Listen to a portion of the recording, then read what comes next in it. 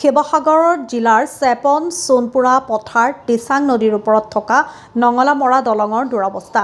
দীৰ্ঘদিন ধৰি বন্ধ চাৰিচকীয়া যান বাহনৰ যাতায়াত। আজি স্থানীয় ৰাইজ তথা ভুক্তভোগী ৰাইজে সাব্যস্ত কৰে প্ৰতিবাদ। শিৱসাগৰ নঙলামৰা দিচাং দলঙত ৰাইজৰ প্ৰতিবাদ। চাৰিটাকৈ সমষ্টিৰ যোগাযোগৰ একমাত্ৰ দলং আজি অৱহেলিত। কাণসাৰ নাই ৰাইজৰ ব্যাগুম লোক নিৰ্মাণ বিভাগ তথা জনপ্ৰতিনিধিৰ। 2022 চনৰ 16 জানুৱাৰীত শিৱসাগৰৰ চেপন সোণপুৰা সংযোগী পথৰ দিচাং দলংখনৰ এটা অংশ খহি পৰাৰ পিছৰে পৰাই গধুৰ যান বাহনৰ চলাচল বন্ধ হৈ আছিল। তাৰ পিছতে লঘু যান বাহন চলাচল অব্যাহত আছিল যদিও 2015 চনৰ 13 আগষ্টৰ পৰা দলংখন সোণপুৰা ফালৰ পৰা এটা অংশ খহি যোৱাৰ ফলত দুচকীয়া বাহনৰ বাদে সকলো ধৰণৰ যান বাহন চলাচল বন্ধ হৈ পৰিছে। এই দিচাং দলঙৰ বিকল্প হিচাপে প্ৰায় 11 কোটি টকাৰ আবণ্টিত ধনেৰে 2022-23 বৰ্ষত নতুন দলং নিৰ্মাণৰ কাম আৰম্ভ হৈছিল। 2025 চনৰ 18 জুনৰ ভিতৰত কাম সমাপ্ত কৰাৰ নিৰ্দেশ থাকিলেও এতিয়ালৈকে দলংখনৰ নিৰ্মাণ কাৰ্য সম্পূৰ্ণ হৈ নুঠিল। বৰ্তমান দিচাং নদীৰ পাৰ খহি যোৱাৰ ফলত এই গুৰুত্বপূৰ্ণ পথটো সম্পূৰ্ণৰূপে যাতায়াতৰ অনুপযোগী হৈ পৰিছে।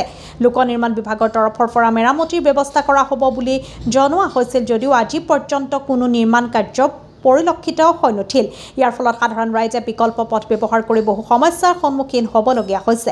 বিশেষকৈ দৈনিক বিদ্যালয়লৈ অহা যোৱা ছাত্ৰ ছাত্ৰীসকলৰ লগতে চিকিৎসাজনিত ক্ষেত্ৰত এই চেপন সোণপুৰা পথেৰে অহা যোৱা কৰা ৰোগীসকলৰ বহুতো বিপৰ্যয় হৈছে।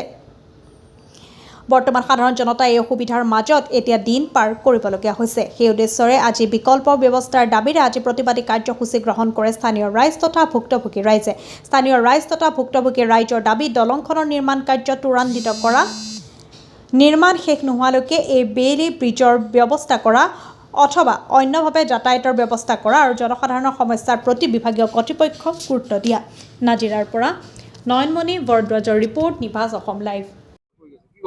চাওক, 2022 চনৰ 16 জানুৱাৰী তাৰিখে চেপন সোণপুৰা সংযোগী দিচাং দলঙৰ এটা অংশ খহি পৰিছিল আৰু তাৰ পৰৱৰ্তী সময়ত লঘু যান বাহন যাবৰ কাৰণে এখন বেইলি ব্ৰিজ নিৰ্মাণ কৰিছিল। আৰু তাৰ সমান্তৰালভাৱে 2022 আৰু 23 বৰ্ষত এখন দলং ইয়াত কাম শুভাৰম্ভ কৰিছিল। কাম এতিয়া আৰম্ভ হৈ আছে, চলি আছে। কিন্তু তাতে এটা লক্ষ্য কৰিবলগীয়া কথা, এই দলংখন ৰাইজৰ কাৰণে মুকলি কৰি দিম বুলি 2025 চনৰ আপোনাৰ 18 জুন তাৰিখে কৈছিলে যে ৰাইজৰ মাজত দি দিব, প্ৰতিশ্ৰুতি প্ৰদান কৰিছিলে। কিন্তু এতিয়া চাব, এইটো স্থানীয় বিধায়কে কৈছিলে, তাৰ লগে লগে যিবিলাক কৰ্তৃপক্ষ আছে কৰ্তৃপক্ষ জনাইছে। আৰু পৰৱৰ্তী সময়ত 2025 চনৰ আপোনাৰ 13 আগষ্ট তাৰিখে দিচাং দলংখনৰ এটা মূৰ নদী পাৰ খহি পৰিলে আৰু খহি পৰাৰ পৰিপ্ৰেক্ষিতত লোক নিৰ্মাণ বিভাগ আছে, এটা বিয়াগুম বিভাগ আছে। এই বিয়াগুম বিভাগটোৱে কেৱল মাত্ৰ আপোনালোকে লক্ষ্য কৰিলে দেখিব এখন টিউপাল দি দায়িত্ব সামৰিব বিচাৰিছে। আজি প্ৰায় এমাহ সময় হ'ল, কিন্তু ইয়াৰ কোনো ধৰণৰ ব্যৱস্থা গ্ৰহণ কৰা নাই আৰু যাৰ পৰিপ্ৰেক্ষিতত ৰাইজৰ বিভিন্ন সমস্যাত ভুগিবলগীয়া হৈছে। চিকিৎসালয় যাবৰ কাৰণে সমস্যাৰ সৃষ্টি হৈছে, একমাত্ৰ এইটো এটা মূল পথ। আৰু তাৰ লগে লগে ছাত্ৰ ছাত্ৰীৰ সমস্যা আমি দেখিবলৈ পাইছোঁ। ছাত্ৰ ছাত্ৰীসকলে বিকল্প পথ লৈ যাবলগীয়া হৈছে, বিদ্যালয়লৈ যোৱাৰ কাৰণে পলম হৈছে আৰু সেইকাৰণে এটা জনসাধাৰণৰ যথেষ্ট সমস্যাত ভুগিবলগীয়া হৈছে। সেইকাৰণে আমি ৰাইজ ওলাই আহিছোঁ, প্ৰতিবাদ জনাইছোঁ, দাবী জনাইছোঁ যে চৰকাৰে আৰু প্ৰতিনিধিসকলে বিহিত ব্যৱস্থা গ্ৰহণ কৰক। অতি সোনকালে ৰাইজৰ সুবিধাৰ কাৰণে ইয়াত পথৰ সুব্যৱস্থা কৰি দিয়ক, এয়াই আমাৰ দাবী। চৰকাৰৰ বৰমূৰীয়াসকল আহিছিলে নাই? মন্ত্ৰী বিধায়ক কোনোবা আহিলে?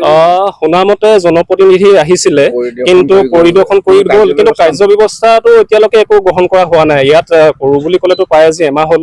অন্য এক বেইলি ব্ৰিজ হ'লেও ব্যৱস্থা কৰি হ'লেও যাতায়াতৰ পথৰ সুচল ব্যৱস্থা কৰিব পাৰিলেহেঁতেন, কিন্তু আজিলৈকেতো একো কৰা নাই।